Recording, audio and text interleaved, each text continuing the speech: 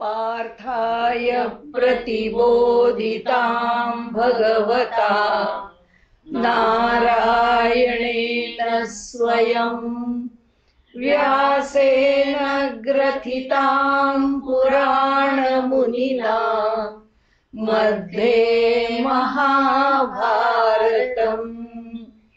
अद्वैतामृतवर्षिणीं भगवतीम् अष्टादशाध्यायिनीम् अम्ब त्वामनुसन्दधामि भगवत् गीते भवद्वेषिणीम्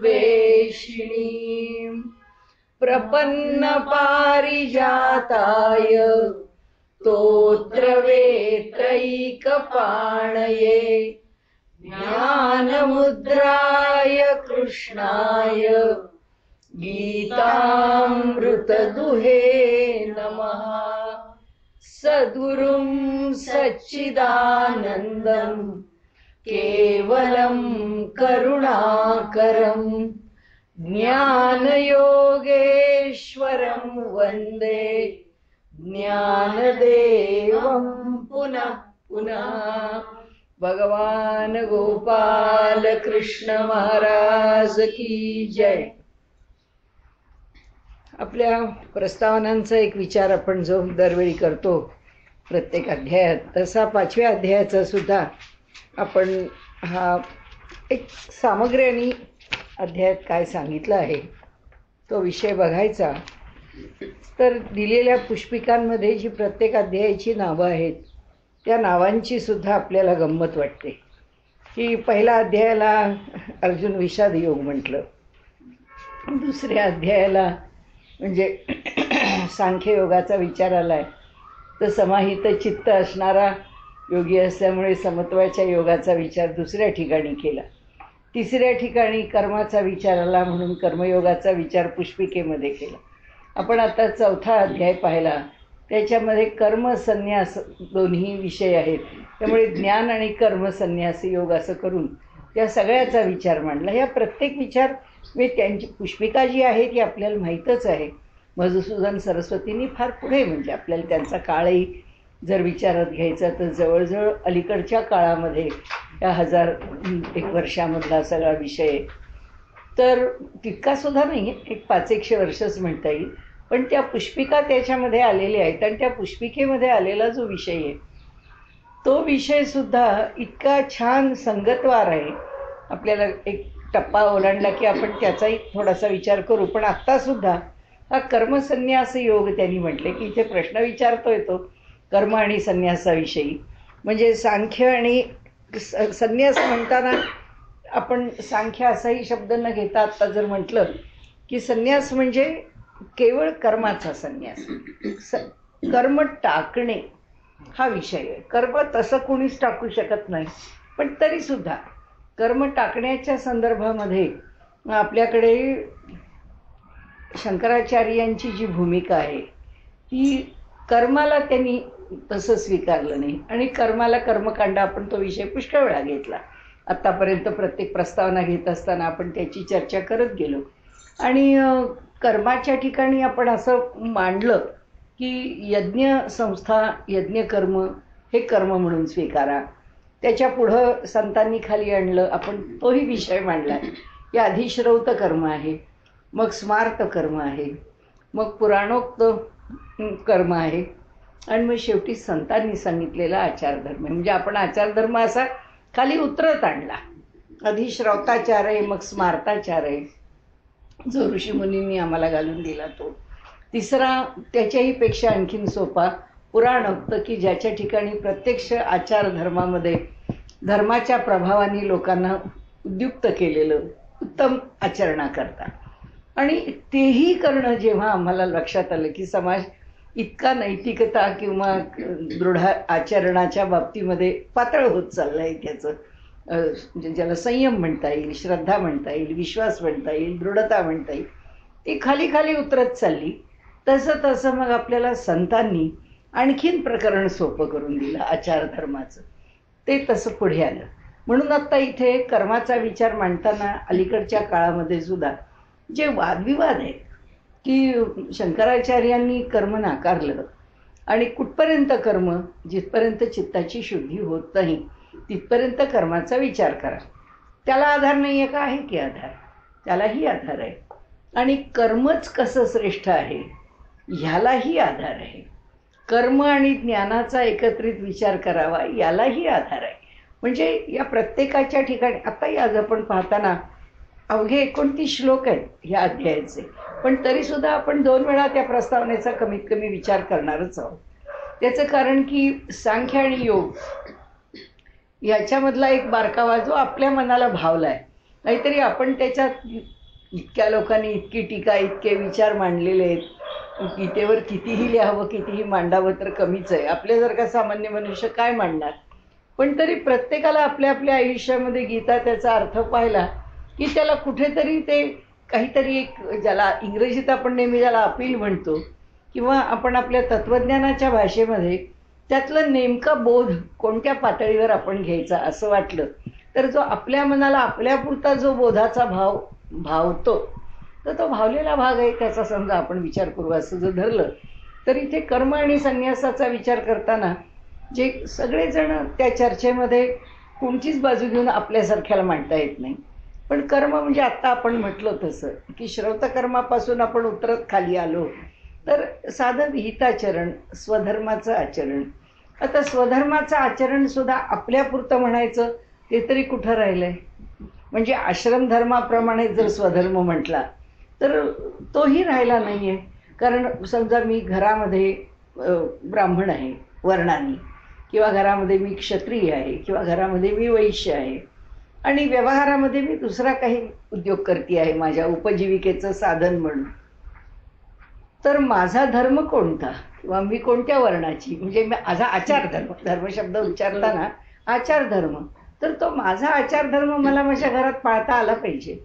जर मी ब्राह्मण आहे तर ब्राह्मणाला उचित असणारी कर्म किंवा त्याला उचित असणारा आहार विहार किंवा त्याला उचित असणारं जे काही व्यवहाराचं विधीचं, मी विधी याच्याकरता म्हटलं की एक घरात सण आहे तर ब्राह्मणाच्या घरामध्ये जसा तो करावा लागेल किंवा तो ज्या पद्धतीने सांभाळला जात असेल त्या पद्धतीने तो क्षत्रियाच्या घरात नाही सांभाळला जात, त्या पद्धतीने तो वैश्याच्या घरात नाही सांभाळला जात.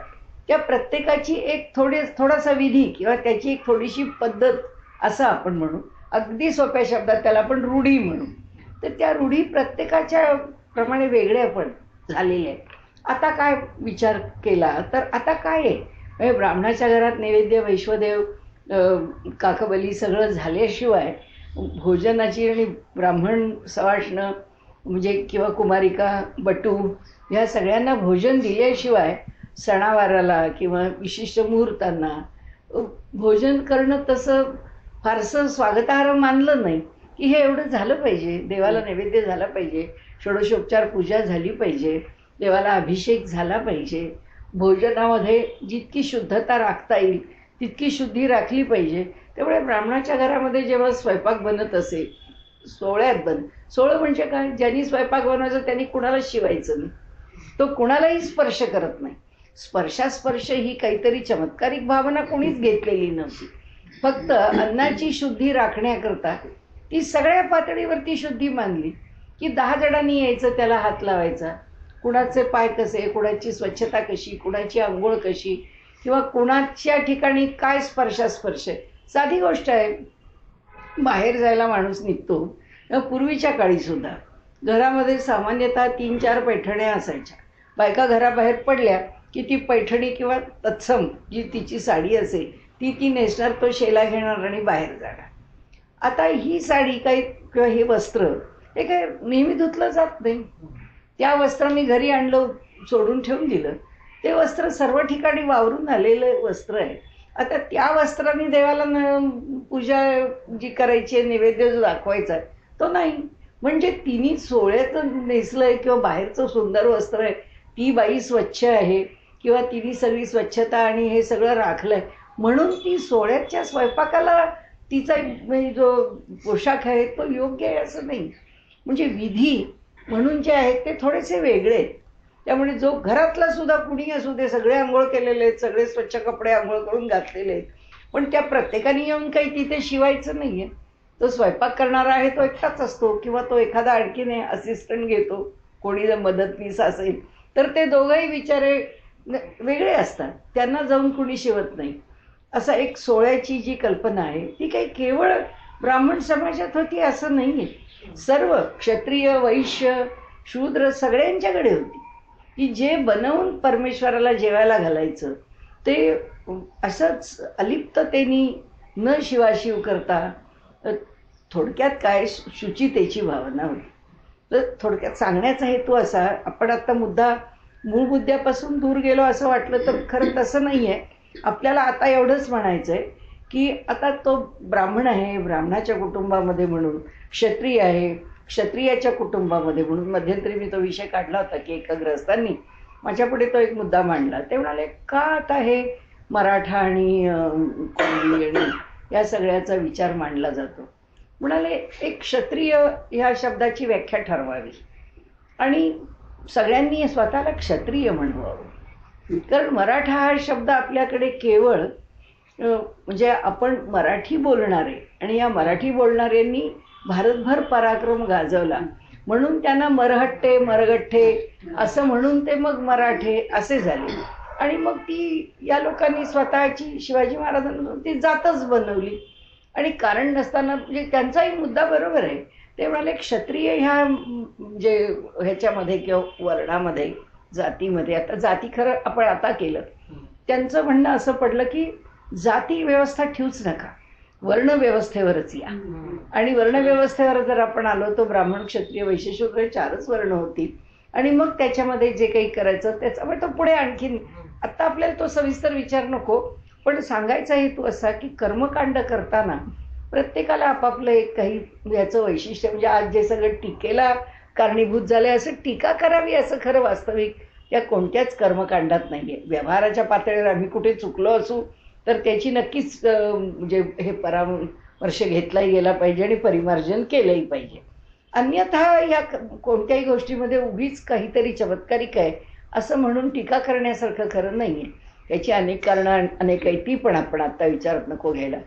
पण या सगळ्याचा जरी विचार बाजूला केला तरी आता परिस्थिती अशी आहे की आता आमच्या जीवनाला असं कोणतंच वळण नाहीये. म्हणजे ना कुठल्याच पद्धतीचं नाहीये किंवा असं काही म्हणावं असं काही नाहीये. आता या काळामध्ये जेव्हा विचारात घेतो विषय आपण, म्हणून खरं तर आपण हा मुद्दा घेतला की त्यावेळी कर्माचा विचार मांडताना कर्मकांडाचा किंवा कर्मयोगाचा, किंवा आता म्हणजे गीतेच्या अंगाने कर्मयोगाचा, आणि पूर्वी जे कर्मकांड म्हणजे यज्ञाचा, एक यज्ञ पद्धतीने जे जीवन जगणं आणि यज्ञ संस्थेला प्राधान्य देऊन हे सगळं समाज जीवन त्याच्यावरती उभं राहणं, ही जी भूमिका आपल्याकडे होती यज्ञ संस्थेच्या संदर्भातली, आणि मग त्याला कर्मकांड म्हणत होतो. आणि ती जीवन जगण्याची पद्धती आणि मोक्षाचा मार्ग किंवा अंतिम उद्दिष्ट जे गाठायचंय ते यज्ञाच्या माध्यमातून गाठणे. म्हणजे जीवनाच्या सुरुवातीपासून ते मोक्षमार्गापर्यंत सर्वत्र यज्ञामध्येच हे सगळं जोडलेलं होतं. यज्ञ एकच त्याच्यात अनुस्यूत होता. दुसरी बाजू काय सांगितली त्याचीच, की ही एक भूमिका झाली. दुसरी भूमिका अशी आहे की संन्यास, की कर्माचा न्यासच करायचा, सम्यक न्यास. न्यास म्हणजे ठेवणे. काय ठेवून देणे? कर्म ठेवून दे. ते जे कर्मकांड आहे त्या कर्मकांडाचा आम्हाला विचार नाही आहे करायचा. कारण का तर त्या कर्मकांडाचं आम्हाला फल आहे. आम्हाला ते फल म्हणून तर ब्रह्मसूत्र आली ना सांगायला. आणि त्याच्या आधाराने हा विषय म्हणजे यज्ञयागादी विषय, आणि ज्याला आपण पूर्णपणे कर्माचा त्याग करून फलरहित राहून, म्हणजे फल आमच्यापर्यंत पोचताच कामा, म्हणून तर गीताकारांनी सारखा कर्मफलाचा विचार, आपण काही गोष्टी मनात पक्क्या लक्षातच ठेवायच्या की कर्म आलं की कर्माचं फल आलं. आणि हे का आलं? कारण यज्ञसंस्था आली. यज्ञसंस्था का आली? आम्हाला पाहिजे म्हणून नाही आली. समाजात लोकांनी आपलं काहीतरी काढायचं म्हणून नाही काढलं. भगवंतांनी तत्त्वज्ञानाच्या भूमिकेमध्येच आम्हाला असं सांगितलं, किंवा हे जग जे जन्माला आलं आहे हे सहयज्ञा प्रजासृष्टवा, यज्ञासहितच जन्माला आलं. म्हणजे या जगामध्ये कोणतीही गोष्ट कुणाला तरी काहीतरी दिल्याशिवाय किंवा ती टाकल्याशिवाय हे जग चालेल. साधी गोष्ट आहे. मनुष्याचे पंचयज्ञ घ्या, मनुष्याचं रोजचं जीवन घ्या, काही घ्या. मनुष्याच्या जन्मापासून आहे. आपल्याकडे जन्माचं सायकलच आपण घेतलेलं आहे एकदा, म्हणजे त्या प्रास्ताविकांमध्येच आपण सुरुवातीला घेतलेलं आहे की सगळे ते पंचयज्ञ आहेत की ते झाल्याशिवाय जन्मसुद्धा होत नाही. ही सृष्टी जेव्हा सृजनाला उभी राहते तेव्हा या सृष्टीमध्ये एक दुसऱ्याकरता दुसऱ्या तिसऱ्याकरता त्यागतोच आहे.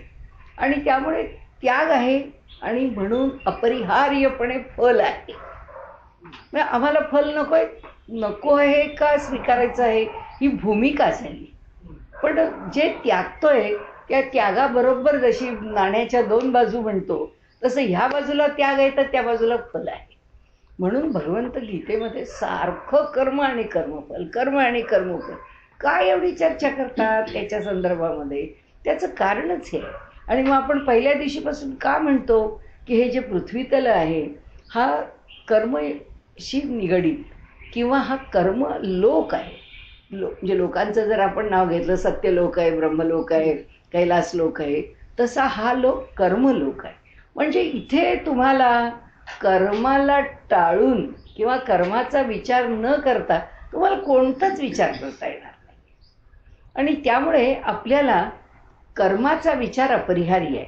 म्हणून आता इथे सुद्धा सुरुवात करताना जे म्हटलं आहे की भगवंता तू एका बाजूनी कर्माचा त्याग म्हणजे ज्ञानाची भूमिका, ज्ञानाची भूमिका जी ती सांख्य भूमिका आहे, पण व्यवहाराच्या पातळीवरती संन्यास म्हणजे कर्म त्यागून दिलेलं आहे. ज्ञानाची भूमिका काय सांगते? फक्त आहे. त्याच्या अंतःकरणात एवढंच स्फुरण आहे. ज्ञानी मनुष्य आपल्या अंतःकरणातलं एकच स्फुरण ठेवतो, ते काय आहे? परमात्मा आहे, बस. हे तत्वमासी सुद्धा पायऱ्या खालीच उतरणं आहे. म्हणजे ही जी स्थिती आहे ती एवढीच आहे. बीइंग आहे, असणं. कोणाचं? त्याचं. फक्त असणं. असण्याच्या पुढं दुसरं काहीच नाही. म्हणजे वृत्तीच नाही दुसरी. वृत्ती म्हणजे निर्माण होणारे वृत्तीचे तरंग, त्यातला कुठलाच दुसरा तरंग नाही आहे. हा एकच तरंग आहे. आणि हा जो एकटा एक तरंग आहे तो जसा आजपासून, उद्यापासून, परवापासून आयुष्यभर कोणतंही काम करताना ज्या क्षणी ज्ञानाने कळलं की बस तो एवढंच, एवढंच, त्याच्याशिवाय दुसरं नाही, हे ज्या दिवशी कळलं त्या दिवशीपासून दुसरी वृत्ती संपलीच.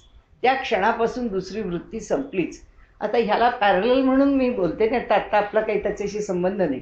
आपल्याकडे पण असंच म्हटलं आहे की ज्याला यज्ञ म्हणजे त्याग आणि ज्याला यज्ञ म्हणजे आपल्या जीवनामध्ये योग्य ते समजून उमजून विधीपूर्वक केलेलं कर्म, हे ज्याला कळलं आणि आपलं जीवन योग्य अशा विहिताचरणांनी ज्यांनी चालवायला सुरुवात केली, म्हणजे आम्ही सुद्धा त्यात काही कुणाचं वेगळं क्वालिफिकेशन विचारात घेतलं नाही, त्या क्षणापासून त्याचं जीवन आणि त्याचा प्रत्येक श्वास हा यज्ञ झाला. हां, श्वास ही यज्ञाची आहुती झाली आणि जीवनातला प्रत्येक क्षण हा यज्ञ झाला. आता तो काही मिळवायला जात नाही. म्हणजे आता ती बाजू कोणती झाली? आज आपण जो विषय घेणार आहे की हे जे कर्म आहे, हे कर्म करणारा किंवा निष्काम कर्म करणारा असा जो मनुष्य आहे जो फलाची अपेक्षा करत नाही आणि कर्म करत राहतो, म्हणजे गुणहा गुणेषु वर्तते किंवा इंद्रियार्थे इंद्रिय काम करतायत, इंद्रियांचा हेतू आहे म्हणून इंद्रियांचं काम चालू आहे, हे ज्याला कळलंय आणि ज्याच्या जीवनात कर्म चालू आहे. आता आमच्याकडचा कर्मयोगी काय म्हणतो किंवा आमच्याकडे यज्ञसंस्था काय म्हणते, त्या क्षणी खरं त्याचं जीवन म्हणजे यज्ञ झाला. त्याच्या जीवनाला तेव्हा यज्ञ म्हटलं आणि त्याचा प्रत्येक श्वास ही त्या यज्ञाची आहुती आहे. म्हणजे तो जीवन जगतो, म्हणजे तो वेगळं काहीच करत नाही, तो केवळ परमात्मा स्वरूपात असतो वगैरे वगैरे. म्हणजे बाजू कोणतीही घ्या, संन्यासाची घ्या नाही तर कर्माची घ्या, दोन्हीकडे उदात्तता किंवा दोन्हीकडे सर्वश्रेष्ठता किंवा दोन्हीकडे अंतिम स्थिती तशीच आहे, सारखीच आहे. आणि म्हणून आता भगवंत आत्तापर्यंत सांगत येत आहेत अर्जुनाला, त्यावेळी जितक्या जोरकसपणे निष्काम कर्मयोग सांगतायत तितक्याच जोरकसपणे त्यांनी सांख्ययोग सांगितलं. कारण सांख्य म्हणजे ज्ञानमार्ग, ज्ञानमार्गाची सुद्धा भलावण तितकीच जोरकसपणे केली आहे आणि कर्मयोगाच्या विषयी सुद्धा ते तितकेच प्रभावीपणे सांगतायत. आता अर्जुन म्हणतो की बाबा भगवंता, तू हे असं जे काही करतोस ना, ते आम्हाला काही कळत नाही की आम्ही नेमकं काय करावं. आणि म्हणून संन्यासम कर्मणाम कृष्ण, बरोबर हा श्लोक घ्यायचा, पुनर्योगमचे शंससी यश्रेय एतयोरेकम तन्मे ब्रूहि सुनिश्चितम. म्हणाले, हे बघ, तू कर्माच्या संन्यासाची आणि निष्काम कर्मयोगाची पुन्हा एकदा प्रशंसा करायला लागलेला आहेस. आता ह्या दोघांच्यापैकी आम्हाला नेमका कल्याणकारक मार्ग कोणता आहे तो तू सांग, असं त्यांनी त्याला विचारलं आहे. आता भगवंत म्हणतो, सांगतो, संन्यास हा कर्मयोगश्य. आता भगवान सांगतायत त्याला, निःश्रेयस कराउभौ तयोस्तु कर्मसन्यासात कर्मयोगो विशिष्यते. आता त्यांनी सांगितलं की हे जे संन्यास जो आहे किंवा संन्यास कर्माचा सम्यक त्याग आहे आणि कर्मयोग म्हणजे निष्काम कर्मयोग आहे. संन्यास हा कर्मयोग हाच निःश्रेयस उभव, दोन्ही हे उभव दोघेही निःश्रेयसच आहेत. म्हणजे दोघांच्याहीकडे कल्याणकारिता सारखीच आहे. आता त्या दोघांच्यापैकी तरीसुद्धा कर्मसन्यासात कर्मयोग हा विशिष्यते, कर्माचा संन्यास करणं याच्याही पेक्षा सुद्धा म्हणाले, इथे जर काही करायला सुलभ आहे किंवा थोडंसं तरतमानी सांगायचं तर जो जास्त श्रेष्ठ आहे असं मी म्हणेन. आणि म्हणून ते म्हणतात की तयो तू कर्मसन्यासात कर्मयोग हा विशिष्यते. तर कर्मसन्यासापेक्षा कर्माच्या त्यागा न्यास अगदी पक्क लक्षात ठेवायचं. कर्मसन्यास म्हणजे काय केलं आम्ही, कर्म उचललं आणि ठेवली, त्याचा आम्ही त्याग केला. न्यास म्हणजे ठेवलं, म्हणजे आता ते मला कर्म करण्याला मी लागत नाही किंवा मी त्याला माझ्यावर त्याची जबाबदारी नाही किंवा कर्म मी नाही केलं तर माझा त्याच्यात दोष नाही, म्हणजे मी सोडलं कर्म. मग व्यवहारामध्ये आम्ही म्हणतो नाही, आता मी अगदी टाकून दिलं ते करणं, टाकून दिलं. हे जे आम्ही व्यवहारात म्हणतो पुष्कळाज्ञानाने म्हणतो, तो जो कोणी तत्त्वज्ञानाचा अभ्यासक आहे तो समजून उमजून म्हणतो. तो सांगतो की आम्हाला या मार्गाने जायचं आहे म्हणून आम्ही कर्म उचलून ठेवलेलं आहे, कर्माचा आम्ही त्याग केलेला आहे आणि आम्ही संन्यास मार्गाचा अवलंब म्हणजे ज्याच्यामध्ये कर्म पूर्णपणे टाकलेलं आहे अशा मार्गाचा आम्ही अवलंब केला. मी आता गीता संबंध वाचत असताना आमच्या मनामध्ये ह्या दोन संकल्पना आम्ही अगदी पक्क्या ठेवायच्या. एक तर कर्मसन्यास आणि दुसरी संन्यास केला किंवा संन्यास शब्द नुसता आला तरीसुद्धा जिथे कर्माचा संन्यास केला आहे. आता जिथे कर्माचा संन्यास, आता पुन्हा त्याच्यातला ढिलेपणा कसा आहे तो आपल्याला, ती जी फट राहते ती भगवंतांनी कशी स्पष्ट केली आहे. आता नुसतंच संन्यास म्हटलं आणि नुसतंच कर्म टाकलं, कर्म टाकल्याने काय भागलं, वृत्ती बदलली का, नसेल बदलली तर, इंद्रियांच्या ठिकाणचं आकर्षण नसेल संपलं तर, आणि मन बुद्धी आणि अंतःकरणाच्या ठिकाणी एक निश्चित स्थैर्य आलं नसेल तर, किंवा या सगळ्याचं महात्म्य आतपर्यंत जर रुजलं नसेल तर हे काहीही बिघडणं शक्य आहे. आणि त्यामुळे पुन्हा पुन्हा सांख्य आणि योग याविषयी सांगताना भगवंत इथे सावधपणाने सांगतात आणि सावधपणाने त्यांनी एकच सांगितलं आहे की हा जो निष्काम कर्मयोग आहे तो या कर्माचा संन्यास करायची ज्याची इच्छा आहे किंवा ज्याला या मार्गाने जायचं आहे त्यांनी एक लक्षात ठेवावं की त्याला ईश्वराच्या चरणी कर्म अर्पणच करावं लागेल. कर्म अर्पण केल्याशिवाय कर्मफलाचा त्याग होत नाही. आता हे थोडंसं आपण उगीच क्लिष्ट बोलतो आहे, काही गरज नाही आहे त्याच्यात, पण आपण बोलून पुढे जाऊ. सकाम कर्म पण करता येतं आणि निष्काम कर्म पण करता येतं आणि मनुष्य निष्काम कर्म करता करता कधी सकाम कर्माकडे वळेल सांगता येत नाही आणि होऊन जातो तो. म्हणजे कीर्तनकारांच्या कथा असतात तशा की समर्थांच्याकडनं वचन ऐकलेलं आहे की 13 कोटी रामनामाचा जप झाला की रामाचं दर्शन होतं आणि मग म्हणाले वाटतं की मी 13 कोटी रामनाम करेन जपेन, असं असतं. माझासुद्धा अगदी अलीकडच्या काळातला भाचा आहे, पण त्याही मुलाला जशी थोडीशी अध्यात्माची आवड आहे, तो म्हणाला इतकं जर आश्वासन असेल तर का नाही प्रयोग करून बघायचा. म्हणजे अशी सुद्धा जिद्द माणसाच्या अंतःकरणामध्ये उपासक म्हणून जर कोणी उत्सुक तरुण असला तरी सुद्धा येऊ शकते. तो तर लहान आहे मुलगा, 18 वर्षाचं वयात त्यांनी ते सुरू केलं आहे संख्या हे करत. बघू म्हणाला, हे जर असं असेल मग याच जन्मात का नाही मिळवायचं.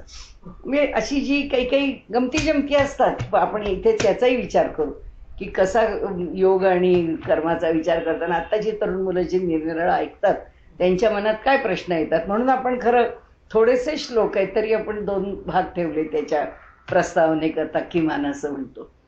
तर आत्ता आपल्याला असं म्हणायचं आहे याच्यामध्ये की कर्माच्या ठिकाणी कर्म करत असताना या ज्या गोष्टी आहेत त्यामध्ये सकाम कर्मामध्ये आपण केव्हाही उडी मारू शकतो, केव्हाही त्या तिकडे जातो. तर तो मनुष्य म्हणतो की मी एवढं 13 कोटी रामनामाचा जप करतोय वगैरे, मोठ्या निकरांनी चालू आहे. एक क्षण असा येतो की पत्नी खूप आजारी पडते आणि त्याला असं वाटतं आता काही जगेल की नाही. तर मग तो म्हणतो, भगवंता मी तुझी एवढी उपासना करतोय बाबा, आता काही कर पण माझ्या पत्नीला तू वाचव. आणि झालं ते पत्नी वाचली वगैरे. मग पुढे त्याचा 13 कोटीचा जप पुरा झाला तरी त्याला भगवंताचं दर्शन झालं नाही. मग तो मोठ्या मोठ्या अधिकारी पुरुषांना विचारायला लागला, काय झालं. मग त्याला उत्तर मिळालं की त्यांनी सांगितलं की अरे तू निष्काम भावाने करत होतास आणि 13 कोटी रामनामाचा जप तर तू तुझ्या पत्नीच्या करता पुण्य मागून घेतलंस आणि आता तुला आणखीन काहीतरी काळ करावा लागेल.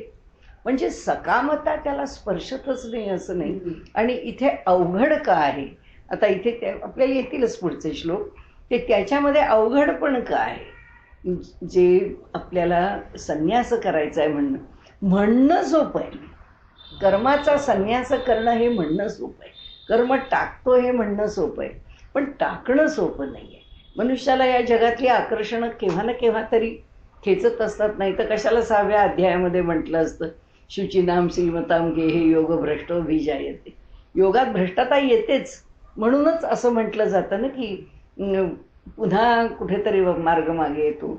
व्यवहारतः आपण लोक पाहतो खूप वैराग्यशीलतेने पुढे गेलेल्या माणसांचं वैराग्यसुद्धा कच्चं ठरतं, दुर्बल होतं. ती माणसं पुन्हा जीवनामध्ये परत येतात.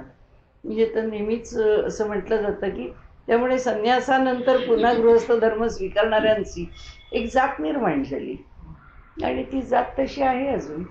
त्या लोकांना म्हणतातच, आमच्या हैदराबादच्या बाजूला आहे धनराजगिरीची वगैरे जे मोठे मोठे व्यापारी आहेत, तर ते त्याच गिरी याच्यातून आलेली संन्यासामधून परत कुटुंब गृहस्थ धर्म ज्यांनी स्वीकारला आहे त्यांची ती जात निर्माण झाली, काही लोक निर्माण हो. आणि स्वाभाविक आहे जर ते कच्चे पण असेल आणि जर स्वीकारलं तर. आणि म्हणून त्यातल्या त्यात कर्म मार्गच किंवा कर्मयोगच जास्त किंवा योग ज्याला योग म्हटलं आहे. आणि म्हणून तो कर्मयोग शब्दही आपण तो सोयीनी समजून उमजून किंवा गरजेचा म्हणून किंवा स्पष्ट व्हायला सोपा म्हणून कर्मयोग शब्द घेतला. तर आता इथे त्यांनी जे म्हटलं आहे आपल्याला की या ठिकाणी सांख्य म्हणजे ज्ञान आणि योग पृथक बालाहा प्रवदंती न पंडितः. जे सांख्य आणि योग हे 2 विषय हे वेगळे वेगळे आहेत. म्हणजे सांख्य ज्ञान आहे, ज्ञानाचा मार्ग आहे, तर योग म्हणजे निष्काम कर्मयोगाचा मार्ग आहे किंवा ईश्वराला समर्पण करून केलेलं कर्म आहे. तर हे कसं म्हणतात, बालाहा प्रवदंती म्हणजे अज्ञानी लोक किंवा अपरिपक्व लोक असं म्हणतात की ज्ञान आणि कर्म हे 2 वेगळं आहे किंवा ज्ञानमार्ग आणि कर्माचा मार्ग हे 2 भिन्न भिन्न आहेत.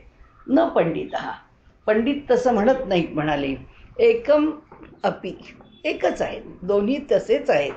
आणि आस्थितः त्यामध्ये नित्य स्थित झालेला पुरुष. इथे म्हणाले एकम अपि आस्थितः सम्यक उभयोर विंदते फलम. ते कुठल्याही मार्गामध्ये तो असला तरी सुद्धा उभय मार्गांमध्ये फल एकच आहे.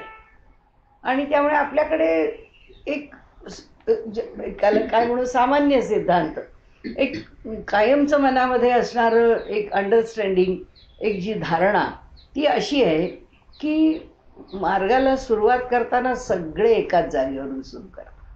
असं काही नाही आहे की कुणाचा मार्ग पुढं सुरू होतो, कुणाचा मार्ग अलीकडे, सगळे एका स्थानावरून निघतात. सगळ्यांच्याच अंतःकरणामध्ये ब्रह्मज्ञानाची जिज्ञासा असते. आणि म्हणून आपल्याकडे शेवटचं जे ब्रह्मसूत्रामध्ये किंवा उत्तर मीमांसा, मीमांसा म्हणजे चिंतन आहे, विचार आहे, त्याच्या दृष्टीने केलेली सगळी म्हणजे शास्त्राची क्रमणा आहे, तो मार्ग आहे शास्त्राचा. तर ती जी उत्तरमीमांसा आहे त्या उत्तरमीमांसेचं पहिलं सूत्रच मुळे अथातो ब्रह्म जिज्ञासा. आपण सगळेच कुणीही असू दे, त्याची जिज्ञासा कोणत्या पातळीवरची असते तो भाग नाही. तो किती पातळ असते, ती किती दृढ असते तेही नाही, त्या दृढतेचा याचा सवालच नाही आहे. पण आपल्याकडे तत्त्वज्ञानात म्हटलंय काय की सगळे जेव्हा सुरुवात करतात, ह्या जन्मामध्ये मी मागच्या जन्मात सुरुवात केली असेल, तुम्ही 4 जन्म मागे केली असेल, किंवा एखादा या जन्मात शेवटचाच उपासना करून जीवन संपवण्याच्या अधिकारामध्ये जन्माला आला असेल, ते माहीत नाही. पण जेव्हा या मार्गावरची वाटचाल सुरू होते तेव्हा सगळे एकाच स्थानावर असतात. त्या स्थानावरून निघताना जो तो आपला आपला मार्ग निवडत पुढे जातो. ज्याला जे आवडेल ते, ज्याला जसं आवडेल तसं तो त्या मार्गाने पुढे जात राहतो. त्यामुळे मधले मार्ग, त्याचं स्वरूप हे भिन्न भिन्न असतं. पण जिथे आपल्याला जाऊन पोचायचं आहे ते गंतव्य मात्र एकच आहे. हे कुठंही जात, कुठलाही धर्म स्वीकारा, कोणताही पंथ स्वीकारा, कोणतीही साधना पद्धती स्वीकारा, त्याचं स्वरूप कसंही असू दे, पण गंतव्य. आणि म्हणून आपल्याकडे एक प्रसिद्ध उदाहरण आहे की जिथून सुरू करतो तिथे सगळे एकाच स्थानावर असतात. निघतात तेव्हा कुणी बैलगाडीत बसतो, कुणी चालत जातो, कुणी डिझेल इंजिनची गाडी घेतो, कुणी पेट्रोलची गाडी घेतो, तर कुणी रॉकेट घेतो, कुणी काहीही घेईल, जे वाहन घ्यायचं ते घेईल. त्या वाहनाने तो प्रवास करत जाईल. पण त्या परमेश्वराच्या दर्शनाची किंवा त्याच्याशी एकरूपतेची जेव्हा वेळ येते किंवा परिस्थिती निर्माण होते, अधिकार निर्माण होतो, त्यावेळी मात्र सगळ्यांनी आपलं साधन बाहेर ठेवलेलं असतं. जसं आपण कोणत्याही वाहनाने आलो तरी वाहन बाहेर काढूनच ठेवूनच पार्कच करावं लागतं, आणि त्याला पार्क करतो मग आपण आत जातो. म्हणजे भगवंताच्या ठिकाणी आत प्रवेश करताना नेहमीच साधन मागे राहतं. म्हणून उपनिषदांनी त्या सगळ्याचा विचार इतका सुंदर म्हटलाय की तदेव ब्रह्मत्वं विद्धी नेदम यदिदम उपासते. ब्रह्माचं स्वरूप तू तेच जाण की ज्याची कधीच उपासना करता येत नाही. त्याची उपासनाच होऊ शकत नाही, कारण उपासना करायला तो कुणीतरी असावा लागतो. तो कुणीतरी राहतच नाही. नेदम उपासक म्हणून तो उपासना करत राहिला, उपास्य म्हणून त्याला मानलं, आणि प्रत्यक्ष ब्रह्म हे त्याच्यापासून अलगच राहतं. म्हणून यांच्या नाथ संप्रदायामध्ये सुद्धा खूप छान म्हटलंय की जो आ गया सामने दे दे उसे तू छकड, बाजूला कर त्याला. कारण जे तुला अनुभव म्हणून समोर आलंय ते ब्रह्म नाहीच आहे रे, तुला अजून गाठायचंच आहे, पुढेच जायचंय. म्हणजे आणि म्हणून काही संप्रदायामध्ये म्हणजे जसे मध्वाचार्य म्हणा किंवा निंबार्काचार्य म्हणा किंवा असे हे वेगवेगळे जे आचार्य आहेत, त्या प्रत्येक आचार्यांच्या वाटतं. शंकराचार्यांनी सुद्धा वेगळ्या पद्धतीने मानलंय की जोपर्यंत देहात आहे तोपर्यंत शंकराचार्य म्हणतात एकरूप झालाय म्हणून तो जीवनमुक्त आहे. मध्वाचार्य म्हणतात विदेही आहे, विदेहमुक्त आहे. पण सगळे म्हणतात किंवा त्या सगळ्याच्या मध्ये 19-20 हे धरलेलंच आहे की देह पडल्याशिवाय पूर्णपणे त्याच्याशी एकरूपता होत नाही. रामानुजाचार्य म्हणतात जी भक्ती आहे ही भक्ती करत असताना अगदी शेवटच्या स्थितीमध्ये, म्हणजे अगदी आता शेवटचे श्वास आहे, जो अगदी आसन्न मरण आहे म्हणा किंवा अगदी अंतिम स्थितीला आलेला आहे म्हणा, आता जो देह टाकणार आहे, त्यावेळी तो जो त्याग करतो आणि त्याग करताना भगवंताला जे म्हणतो की भगवंत सगळं तुझ्या चरणी समर्पित केलंय, ते जे समर्पण आहे ते म्हणतात ती त्यांची प्रपन्न भक्तीची उत्कट स्थिती, ती प्रपन्न अवस्था आहे. कारण आतापर्यंत बाकी सगळंच ईश्वराला अर्पण केलं होतं, टाकलं होतं ईश्वराकडे. पण आता देह पण टाकतोय. आता ह्याच्यापेक्षा टाकायला काय राहिलंय? आता तो भगवंताशी एकरूप होणार आहे. सगळ्यामध्ये विचाराची मांडणी भिन्न भिन्न असेल, पण देह पडल्याशिवाय त्या परब्रह्माचं जे स्वरूप आहे किंवा ती जी अनुभूती आहे ती निखळ अनुभूती येत नाही. देहामध्ये मनुष्य त्याचे काही अनुभव घेईल, पण तो अंतिम अनुभव असणार नाही. देहामध्ये तो 19 घेईल, पण 20वर नाही जाणार. त्याच्यामध्ये 19-20 शिल्लक राहतं.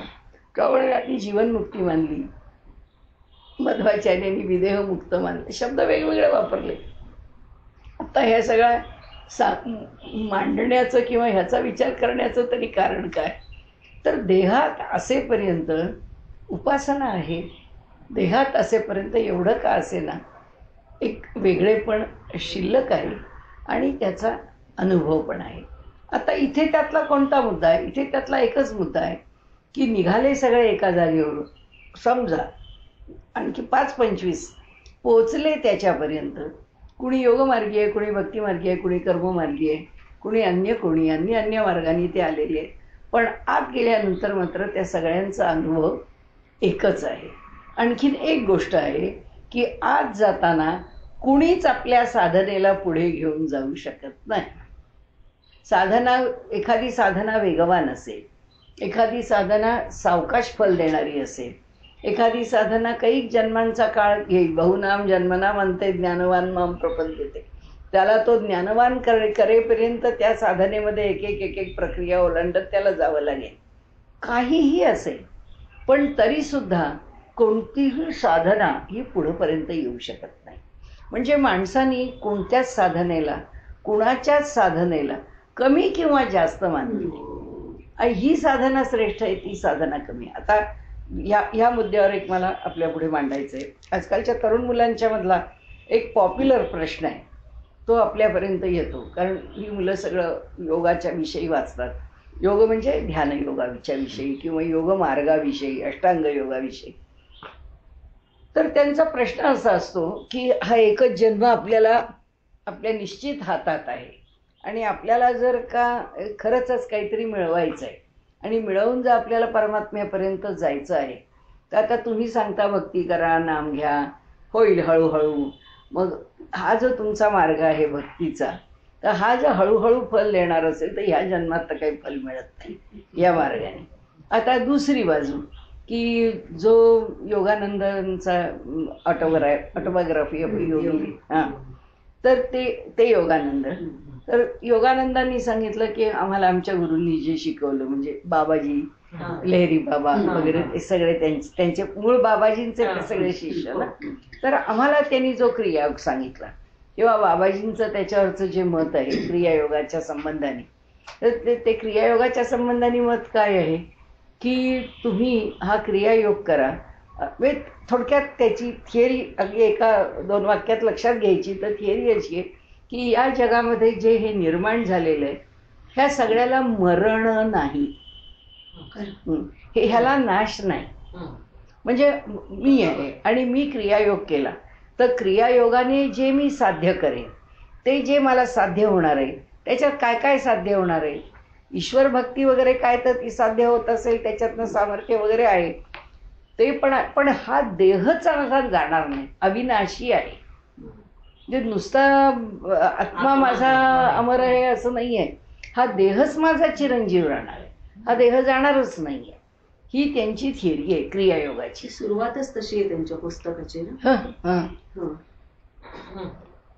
कोणाच्या ऑटोबायोग्राफी माझ्या लक्षात नाही आता सुरुवातीची ओळ काय येते.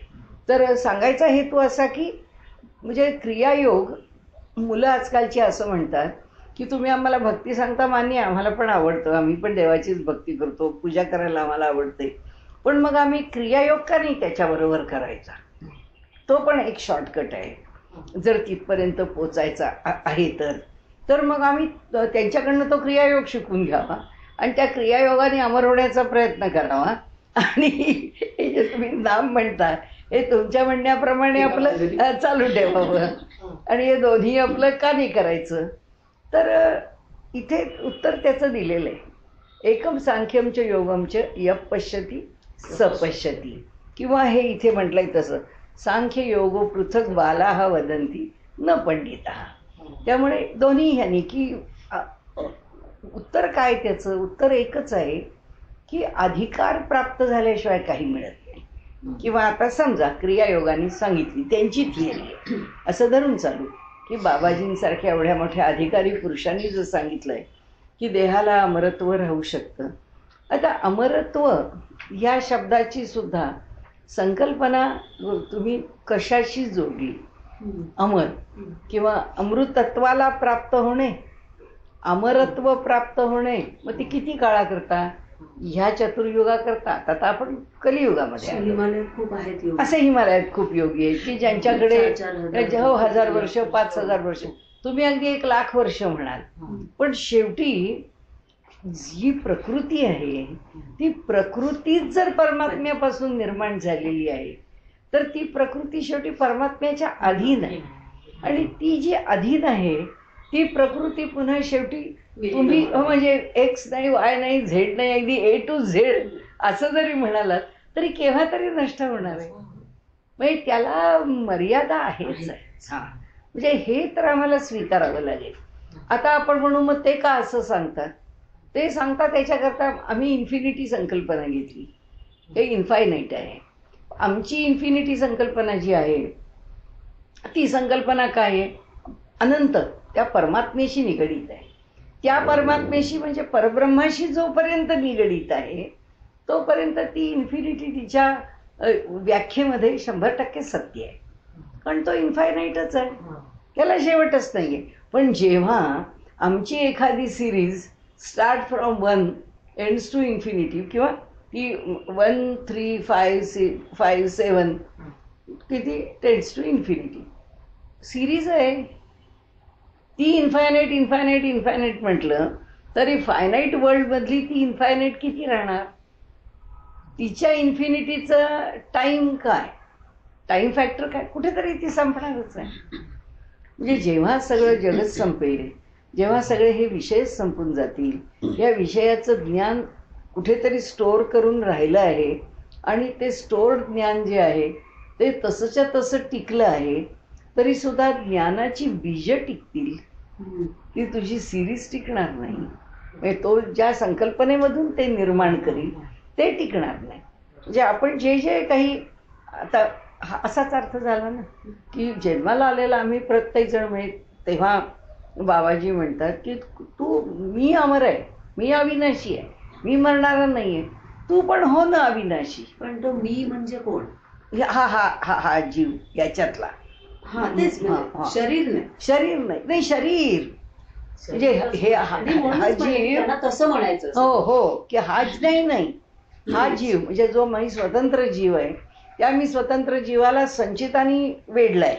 नुसतं संचितानी वेढलेलं नाही तर तो संचित घेऊन जो देह त्यांनी धारण केलाय, मग तो आता आपण आपल्या पद्धतीप्रमाणे आपण काय म्हणू, आपल्या थिंकिंग प्रमाणे किंवा आपल्या तत्वज्ञानाची आपण स्वीकारलेली भूमिका आहे त्याप्रमाणे की झालं ह्या देहाने भोगायचं प्रारब्ध भोगून झालं की आता मला पुढचा देह मिळेल, मग त्या देहाने मी ते पुढचं प्रारब्ध भोगेन.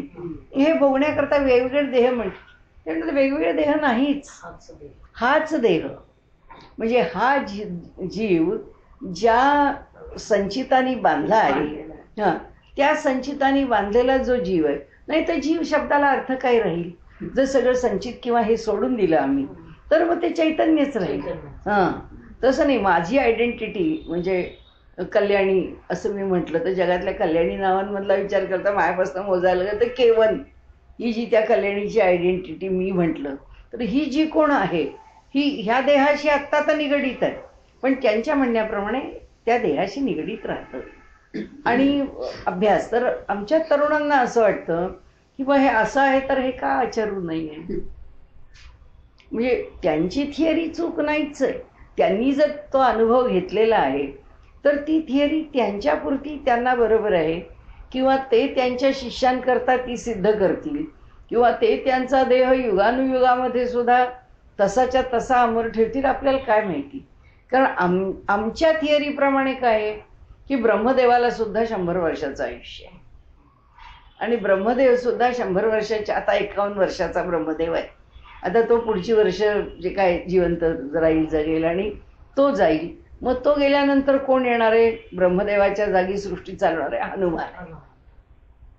त्यानंतरचा जो सृष्टीचा चालवणारा चालक आहे ते हनुमान आहे. मग ते पुढे सगळी सृष्टी, मग त्यांना काय 100 वर्षाचं आयुष्य किंवा त्यांना काय जे असेल ते आता म्हणजे हनुमानाला सुद्धा चिरंजीव असं म्हटलंय की जो चिरकाल जीवित राहणार आहे, चिरंजीव. मग आता त्या चिर शब्दाचा अर्थ काय काय लावावा? चिर म्हणजे किती, चिरकाल म्हणजे किती काल, पुन्हा कालाची मर्यादा त्याला येते का? आणि काल ब्रह्मस्वरूपच आहे. कालम कालकलातीतम कलिता शेषम कलिदोषग्नम कालत्रयगती हेतुर प्रणवत गोविंदम परमानंदम. गोविंदच जर काल आहे, कालाची गती पण तोच आहे, कालही तोच आहे, पण तरी सुद्धा त्या कालाला त्यांनी निर्माण केलंय. तो काल म्हणजे परब्रह्म नव्हे, म्हणजे तो थांबतो न. म्हणजे ती थिअरी ते जे सांगतील ते त्यांनी सांगावं. या मुलांनी किंवा आम्ही त्या थिअरीला धरून आम्ही जर काहीतरी करायला लागलो आणि अपेक्षा करायला लागलो तर आमचं काय होईल? पण अशी उदाहरणं आहेत का समोर? आम्हाला कशी कळणार? कारण त्यांचं आयुष्य आता लोक सांगतात 2500 वर्षांचं आहे. म्हणजे बाबाजी तर कोणी सांगतात ते 5000 वर्ष. हो, ते केही आलेले आहेत ते, त्यांचे डोळे असे. पण म्हणजे ते असले तरी शेवटी द्वैत आहेच. म्हणजे ते बाबाजी म्हणूनच देह धारण ते परतत्वाशी, म्हणजे आपण परब्रह्म वगैरे म्हणतो त्याच्याशी एकरूपता नाहीच. म्हणजे बरोबर बरोबर, अगदी बरोबर. म्हणजे अहम ब्रह्मास्मी असं ते म्हणतच नाही. मी बाबाजी आणि असंच मी बाबाजी या देहाने कायमच राहणार असं. म्हणजे ते अहम ब्रह्मास्मी पर्यंत नाही. ती अद्वैताची थिअरी येत नाही. पण आता तो जो क्रियायोग आहे ते सांगतात की तो तुम्ही आचरा, असं त्यांचेही जे फॉलोअर्स काय आता कोणी अधिकारी त्यांच्यातले पुरुष लोकांना दीक्षा देणारे किंवा तो क्रियायोग शिकवणारे, अगदी साधा आहे क्रियायोग, अगदी सोपा आहे आणि तुम्ही क्रियायोगाचा अवलंब करा आणि त्या क्रियायोगाने पुढे चला तर तुम्हालाही अमरत्व येईल. आता ह्या सगळ्यामध्ये आपल्याला ही सगळी थिअरी, म्हणजे मी विषय कशाकरता घेतला की मुलं तत्वज्ञानाची भूमिका न जाणून घेता जर नुसता देह टिकवण्याच्या मागे लागतील, देहाची आसक्ती वाढत जाईल, उलट वाढत जाईल. तेच म्हटलं द्वैत आहेच. म्हणजे आपण जे म्हणतो की द्वैत नको एक.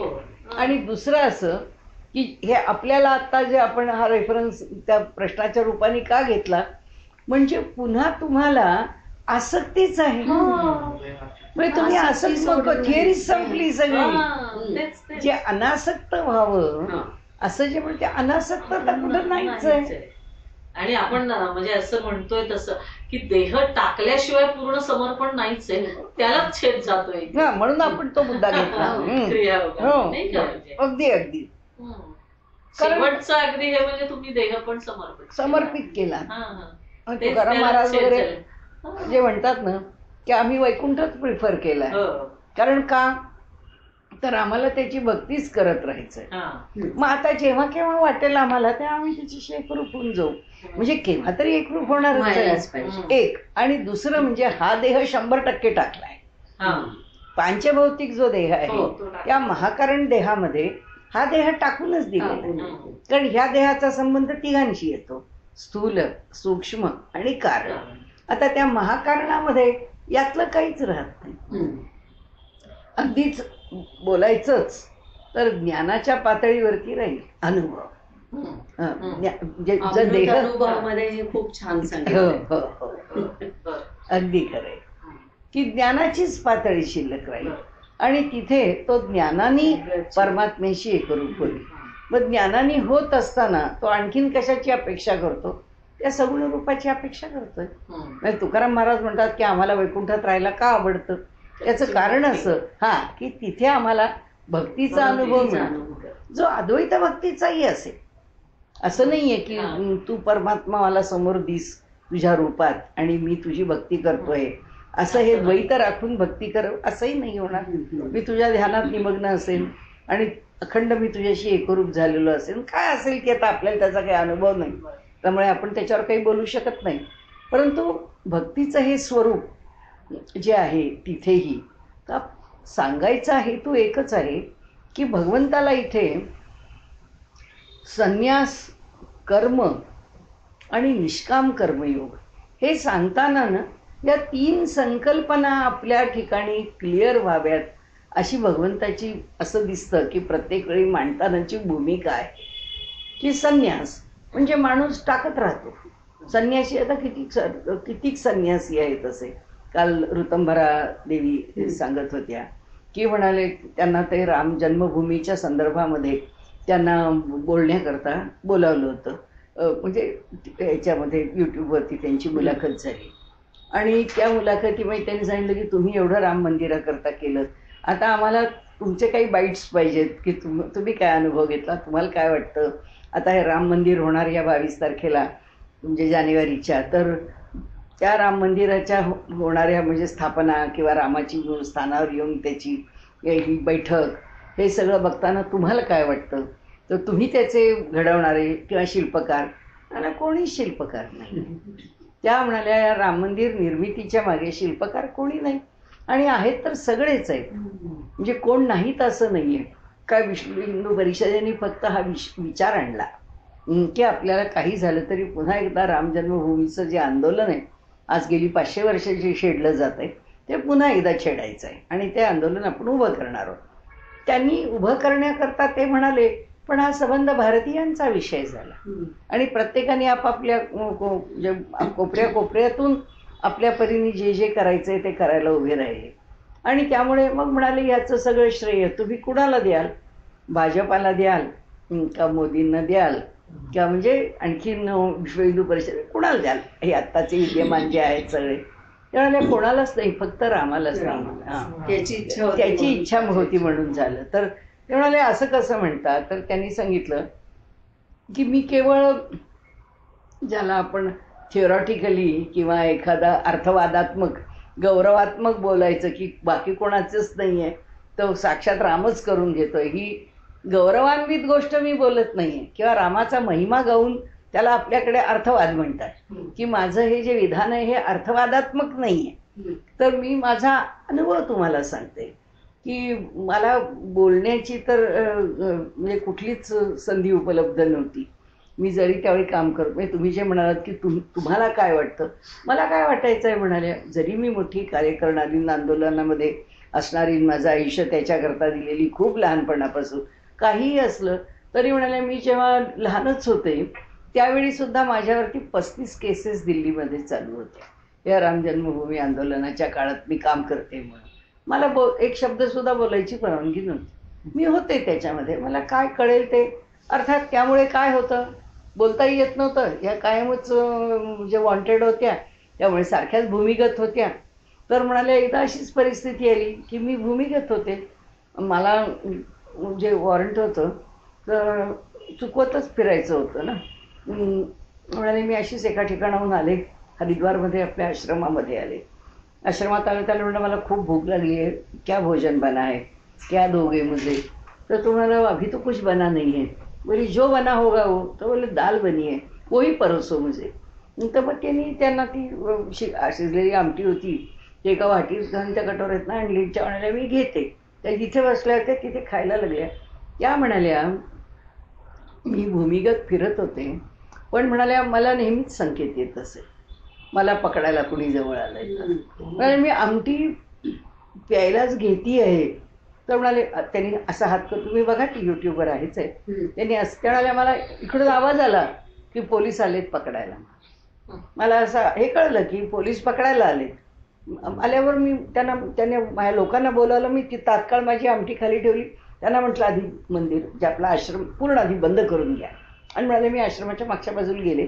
मागच्या बाजूची भिंत आहे त्या भिंतीवर चढले आणि त्या भिंतीवरनं मागे उडी टाकली.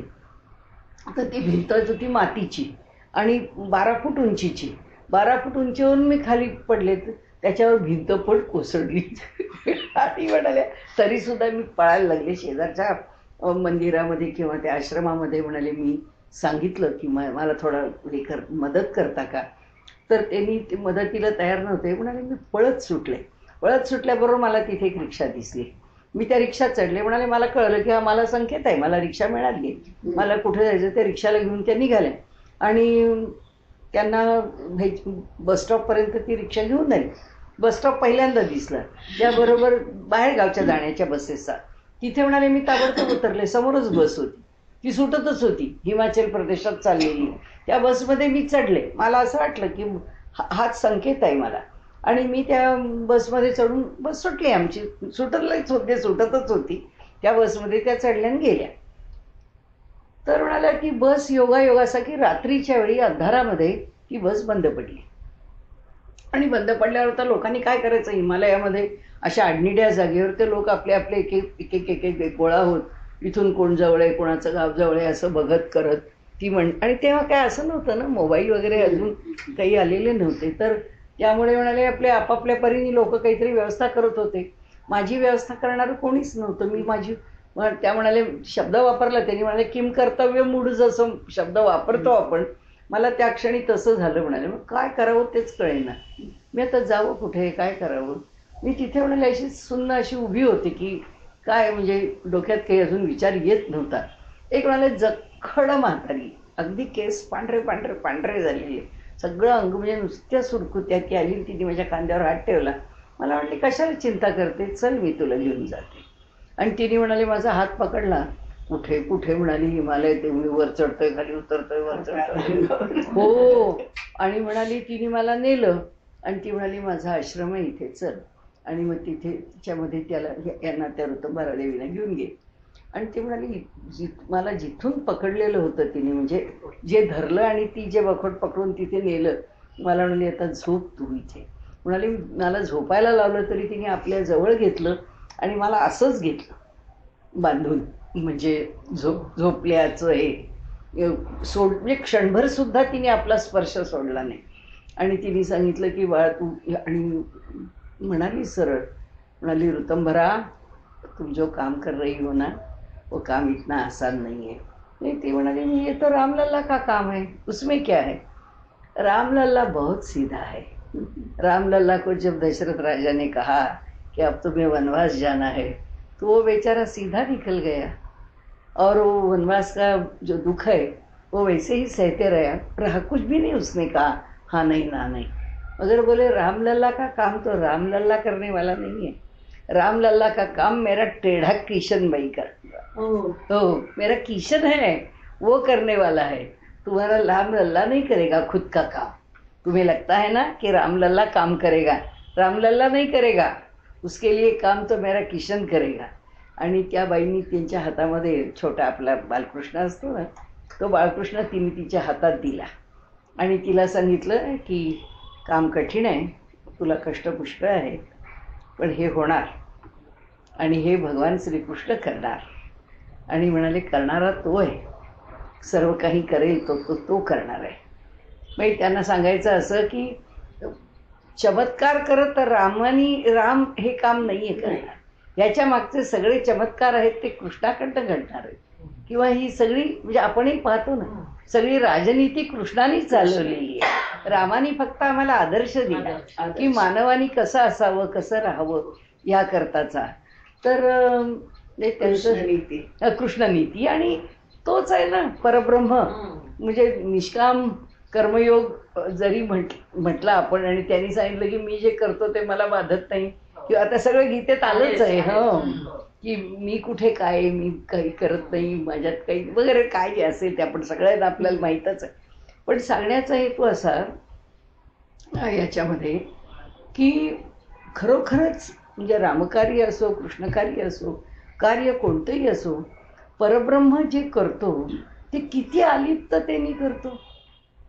म्हणजे कृष्णही अलिप्तच आहे, रामरूपामध्ये रामही अलिप्तच आहे, हे एक. आणि दुसरं असं की ज्याला खरंच भक्तीतून का होईना ज्ञानाच्या जवळ पोचण्याची अधिकार म्हणा की ताकद म्हणा जी आलेली आहे, त्याचे विचार बघा कसे आहेत.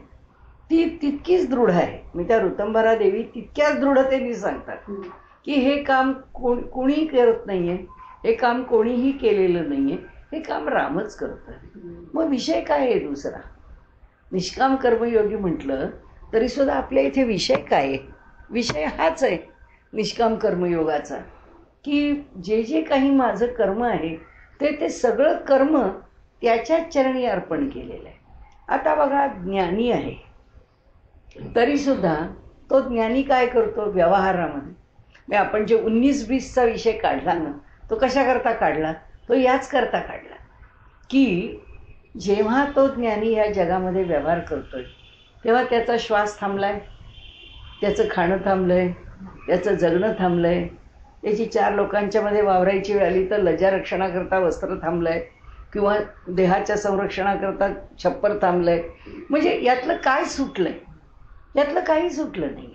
म्हणजे जोपर्यंत जगात आहे आणि ज्ञानी आहे तरी सुद्धा मान्य करा की न करा कर्म आहेच. ते कर्म जोडलेलंच आहे. भगवंतानी तर इथे म्हटलंच आहे ना की श्वास तर आहेच ना. हां, की ते तर कर्म कुणाचं सुटलं नाही. नाही कश्चित क्षणमपि जात तिष्ठता कर्मकृत. कुणीच नाही राहू शकत की कर्म न करता. म्हणजे कर्म आहेच आहे. म्हणून ज्ञानी आहेच आहे. तो ज्ञानीच आहे, पण तरी सुद्धा त्याचं कर्म सुटत नाही. आता कर्म सुटत नाही तर ज्ञानाची भूमिका काय असावी?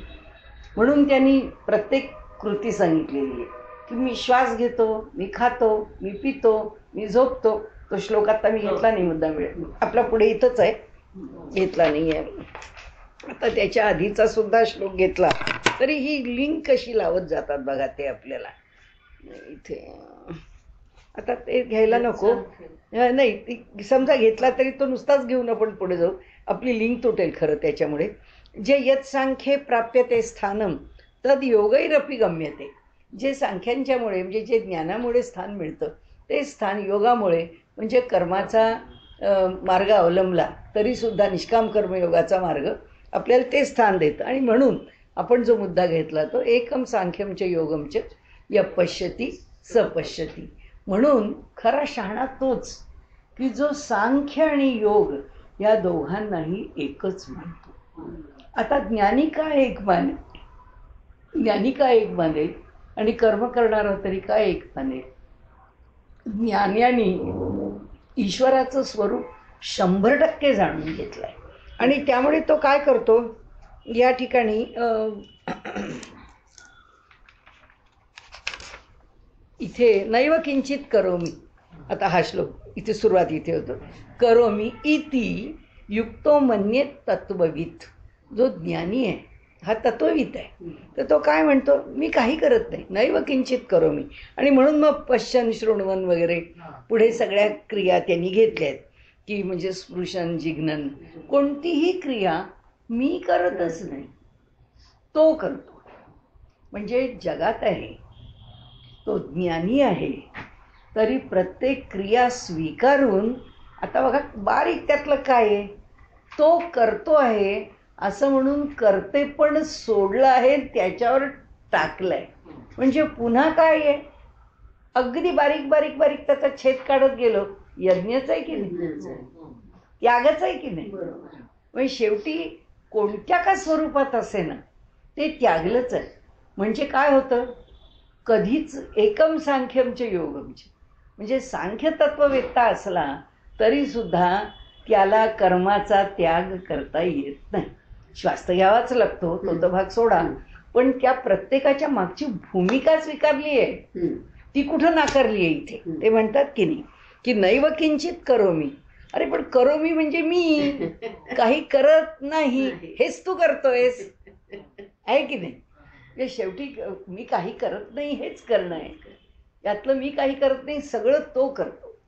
म्हणजे ही भूमिका कुठे आली, ज्ञानाच्या पातळीवर पकडलेली वृत्ती आहे, तो वृत्ती तरंग आहे. ही वृत्ती सुट्टा कधीच कामा नाही, हे तितकंच खरं आहे. त्याच्याशिवाय तो ज्ञानी राहणारच नाही. पण त्यावेळी तो जेव्हा ज्ञानी आहे त्याच वेळी तो कर्मयोगी आहे. कारण का, आता त्यांनी काय केलंय, आता त्यांनी निष्काम कर्मयोग केलाय.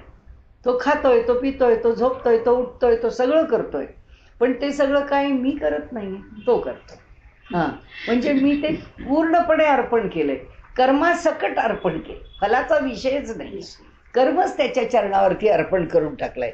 आता म्हणून त्यांनी इथे जे पुढे म्हटलंय ना की ब्रह्मण्य, इथे त्या ब्रह्मण्याधाय कर्माणी संगम त्यक्त्वा करोति यः लिप्यते न स पापेन. पुढे काय, पद्मपत्रमिव अंभसा. मग ह्याच्या कमळाच्या पानावर असलेल्या पाण्याच्या थेंबासारखा, आपण मराठीत आळवाच्या पानावरचा थेंब म्हणतो, की तसं जो पूर्ण निर्लेप आहे. ही निर्लेपता हे सगळं सांगताना सुद्धा करता आहे बरं. हे सगळं सांगताना सुद्धा करता आहे म्हणून कर्म आहे.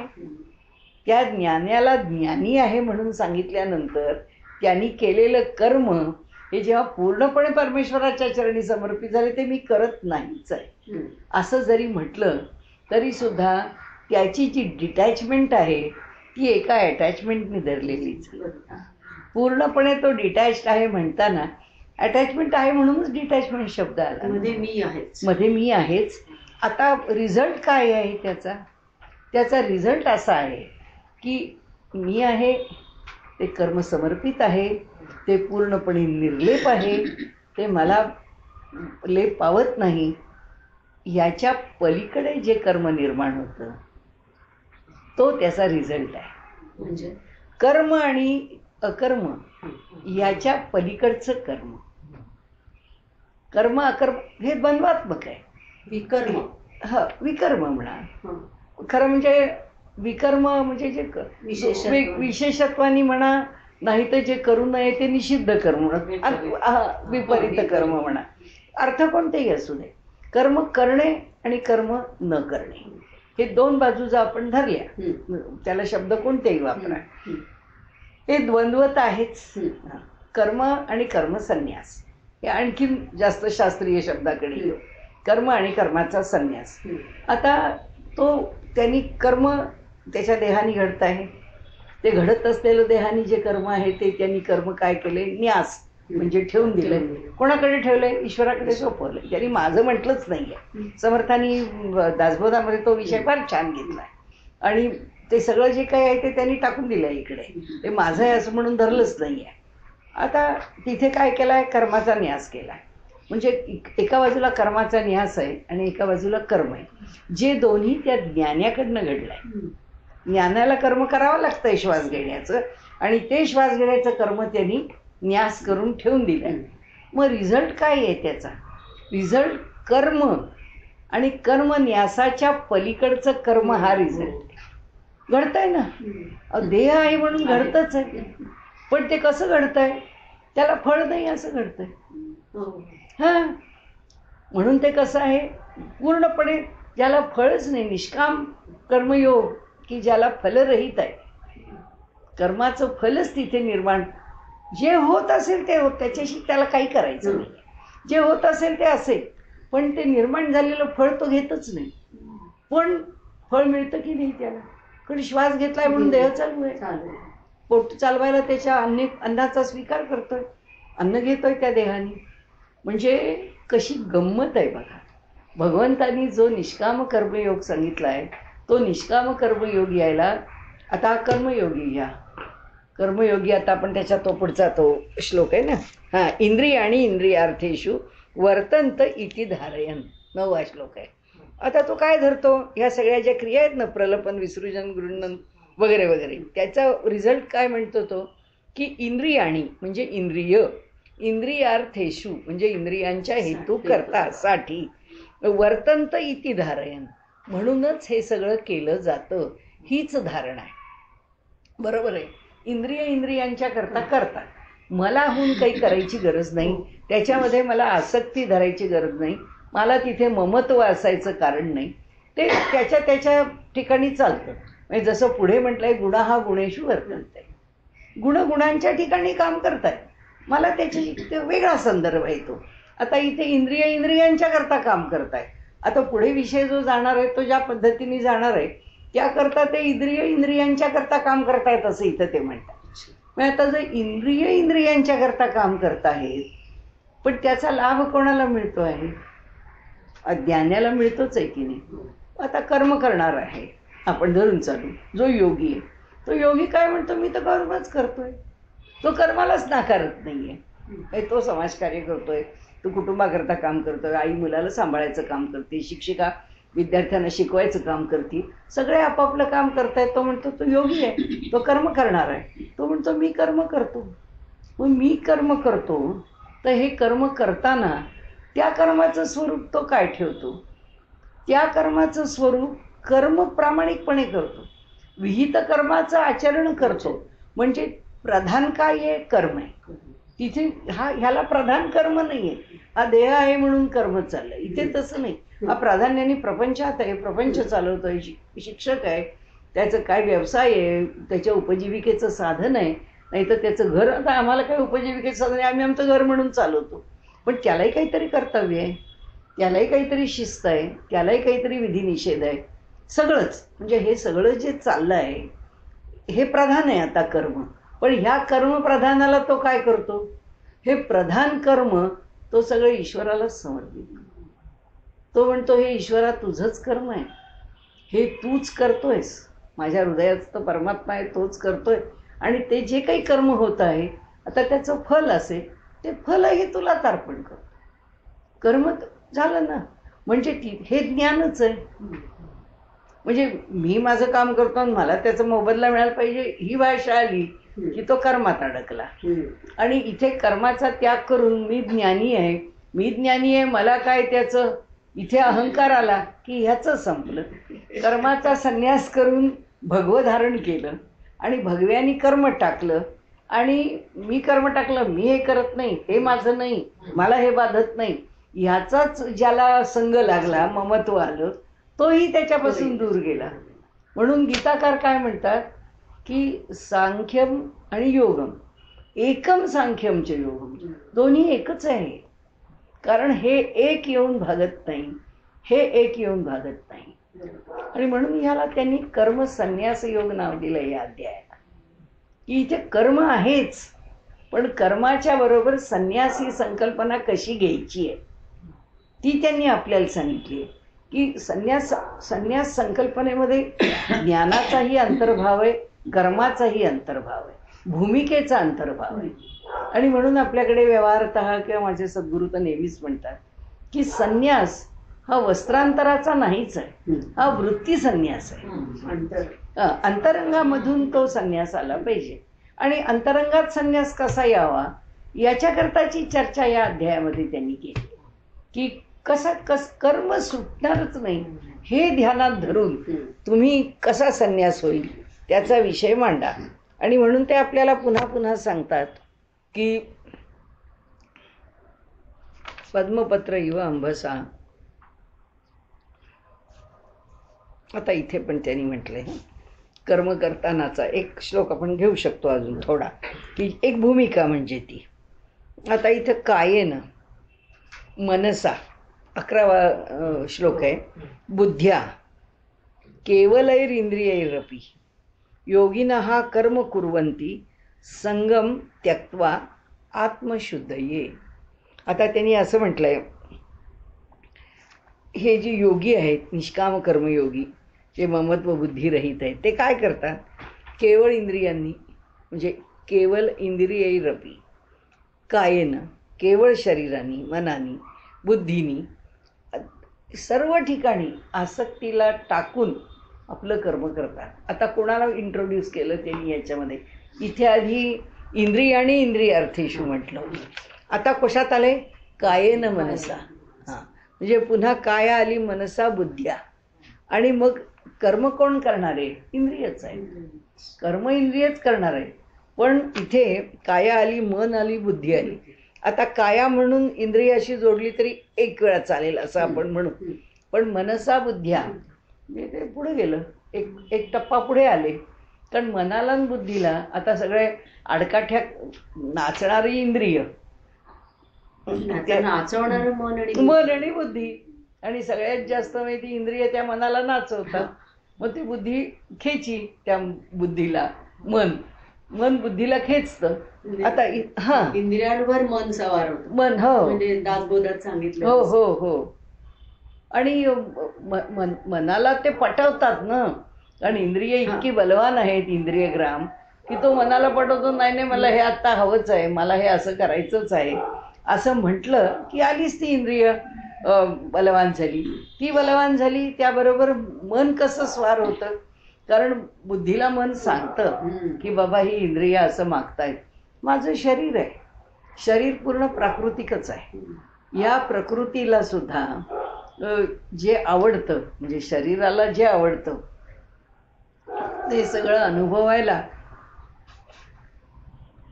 इंद्रियाच्या द्वारेच लागतं, कारण इंद्रियांशिवाय शरीराला काय मिळणार.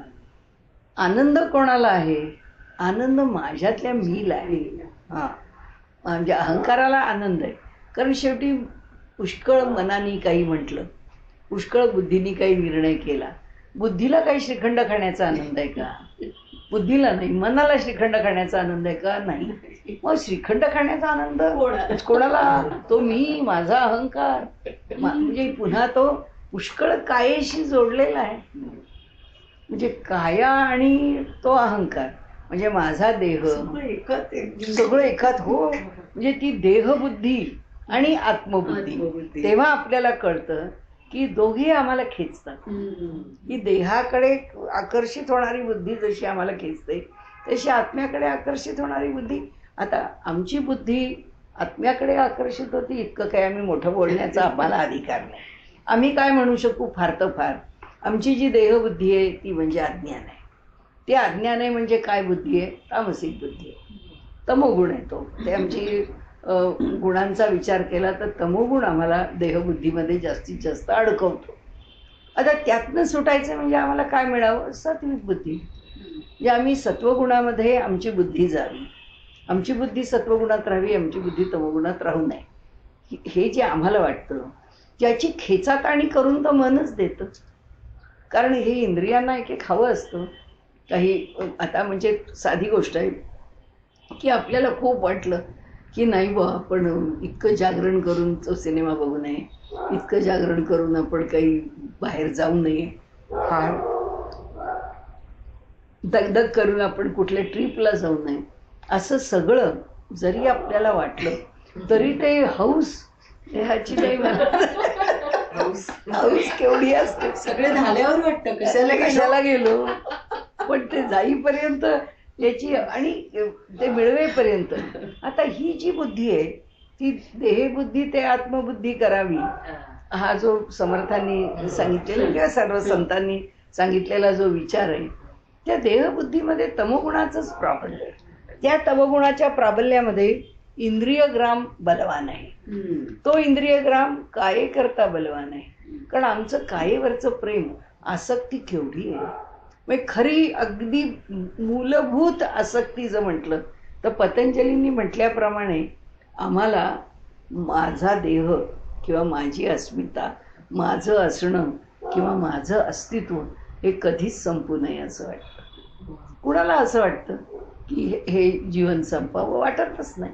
त्यांनी म्हटलंय की विदुषानाम आपली, म्हणजे जे विद्वान आहेत त्यांना सुद्धा सुवरसवाई, म्हणजे ही तू मी अमुक तमुक वगैरे वैराग्य ज्याला येईल त्याला येईल, पण कितीही विद्वत्तेने विषय समजला तरी सुद्धा मनुष्याची शरीराची आसक्ती दूर होऊ शकत नाही.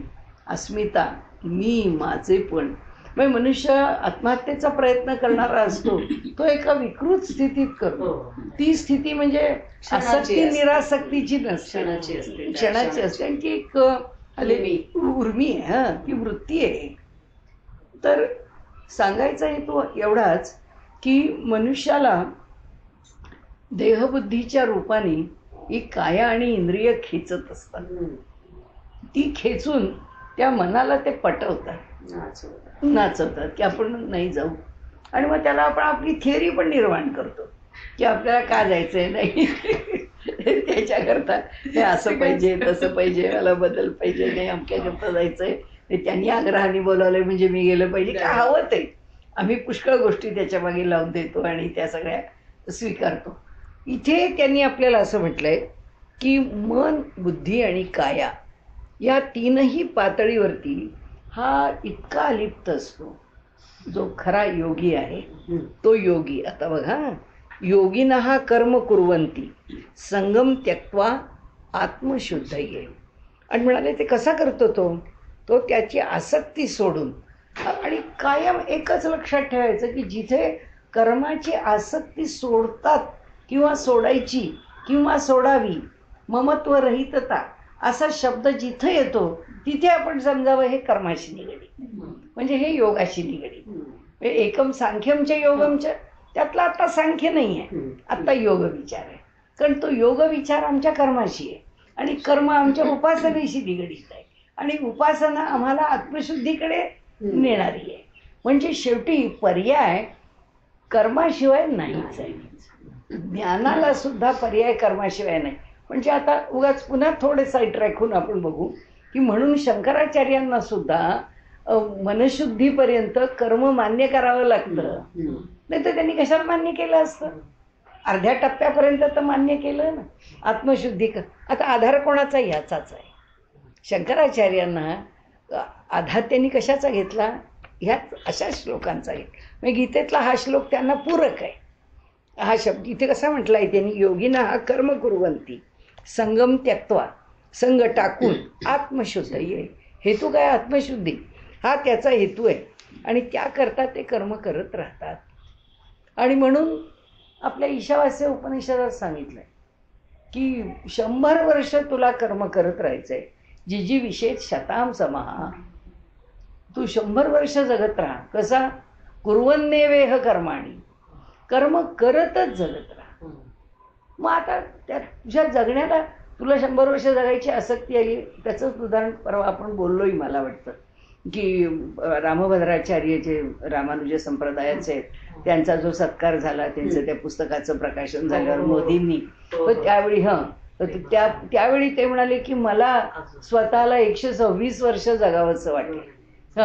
तुम्ही सगळेजण मला आशीर्वाद द्या की इतका मी जगीत.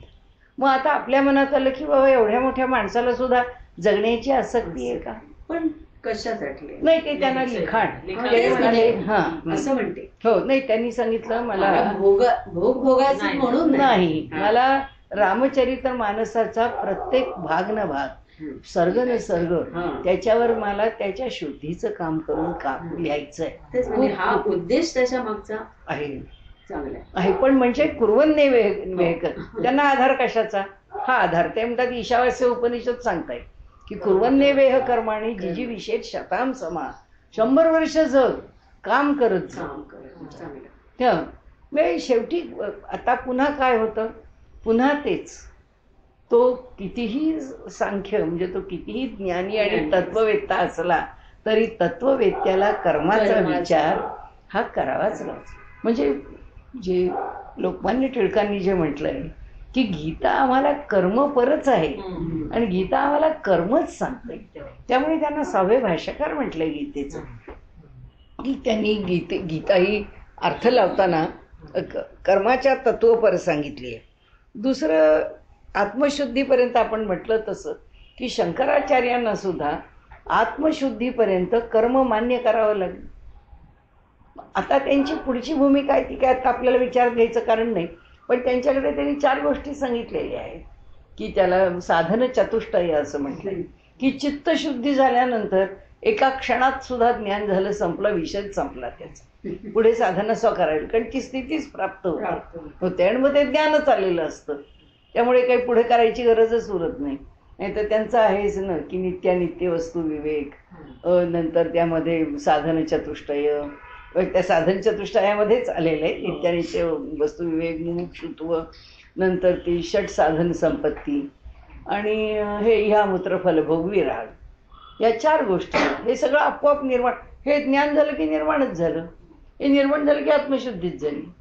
म्हणजे आपण म्हणायचं नाही, पण जर आपण म्हणायलाच लागलो तर आत्मशुद्धी म्हणजे इथे चित्तशुद्धी, चित्तशुद्धी आणि साधन चतुष्टयाने मिळणारं ज्ञान यातला अंतर कितीही आणि इथंच तत्काळ तो क्षण कधी तुम्हाला द्यायचा तो हो. आणि तो इथे आत्मशुद्धी झाल्यावर त्या क्षणीच होईल. हो. इथे ह्या पतंजली योगसूत्रामध्ये त्यांनी म्हटलंय की आसन्न.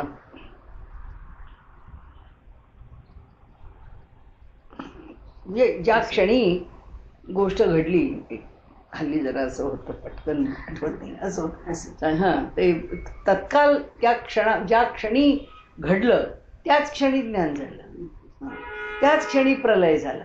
प्रकृती प्रलयच्या संदर्भामध्ये ते म्हणतात की प्रकृती राहण्याची गरज कुठपर्यंत, जिथपर्यंत ज्ञान होत नाही तिथपर्यंत. ज्ञान झाल्याबरोबर प्रकृती लीनच होत. ते 9व्या अध्यायात येतोच ना, अपिचेत सुदूराचार जनते मामना साधुरे समंतव्य सम्यक लगेच लगेच लगेच प्राप्ती आहे. पक्षी आकाशात उडताना बघून त्यांना ते ज्ञान प्राप्त झालं वगैरे त्या क्षणी, असा उल्लेख आहे ना अरविंदांच्या ह्याच्यात. हो का? नाही माझ्या लक्षात तो संदर्भ. किंवा ह्याच्यात 12व्या अध्यायामध्ये अभ्यासे समर्थोसी नाही हे एकानंतर एक. अभ्यास श्रेयो हि ज्ञानम अभ्यासात, ज्ञानात ध्यानम विशिष्यते, ज्ञानात कर्मफल त्यागम, त्यागात शांती अनंतरम. एका क्षणात तसंच आहे तिथे सुद्धा. तीव्र संवेगानाम आसन्ना, तिथे तीव्र संवेगानाम आसन्ना असं म्हटलंय की तीव्र संवेगी. म्हणजे इथं आत्मशुद्धी यांच्या म्हणण्याप्रमाणे तो कर्मयोगी आत्मशुद्धीचा अभ्यास करतो. म्हणजे कर्माने त्याची शुद्धता होते, चित्ताची शुद्धी झाल्याबरोबर त्यागात शांती अनंतरम. हे गेलं म्हणजे अज्ञान गेलं, त्याग झाला त्याचा की पुढच्या क्षणी ज्ञानच आहे. शांती म्हणजे ज्ञानच मिळालं त्याला.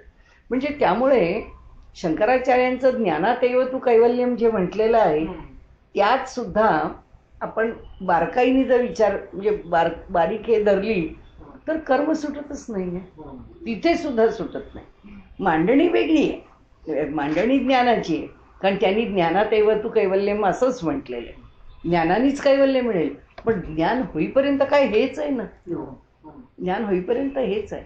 आणि हे प्राप्त होईपर्यंत कर्माची कास धरायला सांगितले, तोपर्यंत हे साधनच्या दृष्ट्या फक्त करा सांगितलं नाहीये. त्यांनी असं नाही सांगितलं की नित्यानित्य वस्तू विवेक करत करत तुम्हाला प्राप्त होईल, पण चित्ताची शुद्धी करण्याकरता कर्म करू शकता, करा. म्हणजे आत्ता आपल्या मनातला जो विषय आहे तो एकच आहे की कर्माला पर्याय नाही, तसा कर्म करणाऱ्याच्या ठिकाणी ज्ञानाला पण पर्याय नाही. दोन्ही एकमेकांचे कॉम्प्लिमेंटरी आहेत. आणि म्हणून म्हणजे आपल्याला एक आपण PhD केलं त्याच्यावर किंवा आपण तो एक सिद्धांत पुढे आणला म्हणून नाही, पण एक गोष्ट निश्चित आहे की समन्वयाला पर्याय नाही. कुठेही जा, संतांचं मोठेपण का, व्यासांचं मोठेपण का, वेदांचं मोठेपण का, तिथे आचार्यांना एक एक विषय समजून द्यायला, एक एक भूमिका मांडायला एक एक स्कूल ऑफ थॉट घेतलेला आहे. एक एक विचारांची बैठक घेऊन त्यांनी आम्हाला एक एक विषय समजून दिला. ती त्यांच्या बुद्धीचं वैभव आहे. आणि प्रत्यक्षामध्ये संतांना मात्र इथं साधन मार्गावर माणसाला उभा करायचा, त्याला साधन करून अनुभव द्यायचा. तो अनुभव देताना ते एक भूमिका धरून पुढे नेत नाहीत आपल्याला. तिथे त्यांची भूमिका समन्वयाची, ते समन्वय करतात तिथे. आणि इथे दुसरं काहीच नाही. इथे जर आपण थोडासा थांबलो की आपल्याला कळतं एकम सांख्यमच योगमच यपश्यती सपश्यती म्हणजे काय, ते दोन्ही एकच आहे. इथं हे प्राधान्याने घ्या. हे आता पुढे आपल्याला तोच विषय वेगळ्या प्रकाराने येईल. तो म्हणजे असा की योग्याच्या ठिकाणी योगाभ्यास करताना कर्म जेव्हा दुय्यम होतं तेव्हा दुय्यम कर्म पण त्याला करावंच लागतं. आणि इथे मैत्री करुणा मुदिता उपेक्षा पुण्य विषय असे सगळे त्यांनी घेतलेले की योगी आहे तर तिथे व्यवहार होतोच योग्याचा.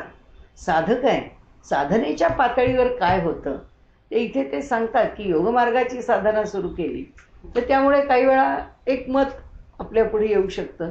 म्हणजे माझ्या सद्गुरूंनी ते मत जास्त ठाशीवपणे मांडलंय की शेवटी आम्हाला उपासनेला गीताकारांनी सांगितलं त्याच्यातून निष्कर्ष काढताना मार्ग दोनच उरतात, एक योग किंवा दुसरं भक्ती. हे दोन मार्ग प्रत्यक्ष आचरायला उरतात. कारण ज्ञान मॅन्डेटरी आहे आणि कर्म पण मॅन्डेटरी आहे. कर्मही सुटत, आता इथं कळतच आहे आम्हाला, कर्मही सुटत नाहीये, ज्ञानही सुटत नाहीये. मग चॉईस कशाचा आहे आम्हाला? फक्त आम्ही योगाच्या मार्गाने जायचं का उपासनेच्या मार्गाने जायचं, कर्माच्या मार्गाने जायचं? म्हणजे आता तो विषय आला तर आता आपण मगाशी तरुणांचा विषय जो घेतला होता त्यांनी आपण एंड करू, की आम्ही क्रियायोग करायचा आणि फास्ट पुढे जायचं का आम्ही तुम्ही सांगता तसं भक्तीने जाय? कुणी सांगितलं की भक्तीने कुणी फास्ट पुढे जाऊ शकत नाही? भक्तीला वेग तुम्ही द्यायचा आहे आणि क्रियायोगाने भरभर पुढे जातं हे कोणी सांगितलं? कारण तिथं तुम्ही कितीतरी आयुष्य रेंगाळत पडू शकता मागे, कोणाला माहिती? तुम्हाला केव्हा तो क्षण द्यायचा हे शेवटी त्याच्या हातात आहे. आणि म्हणून आपल्याकडे उपनिषदांचं सारच काढायचं म्हटलं तर सार हेच आहे, यमे वैश वृणुते ते न लभ्या तस्यैष आत्मा विवृणुते तनुस्वा. म्हणजे मी माझ्या त्या थिसिसमध्ये सुद्धा हाच विषय म्हटला की शेवटी याच्याशिवाय काही उरतच नाही. जेव्हा त्याला वाटतं की मी माझी तनू ह्याच्या पुढे प्रकट करावी तेव्हा तो करतो. यमे वैश वृणुते, तो ज्याला वरतो ते न लभ्या, त्यालाच मिळतो. तस्यैष आत्मा, त्याच्याच करता आत्मा विवृणुते तनुस्वाम, स्वतःची तनू तो प्रकट करतो. तो त्याच्या हे आहे, अर्थात अधिकार त्याचाच आहे. त्यामुळे आत्ताची जी काही बैठक आहे विचारांची, मुलांची, किंवा ह्या दिशेने मुलं कुठे कुठे जात असतात, कुठे कुठले सत्संग धरतात, पण त्यांनी वैयक्तिक म्हणाल तर मला नेहमी वाटतं की मुलांनी आपल्या तत्वज्ञानाला नीट जाणल्याशिवाय कशाच्या मागे धावधाव करू नये.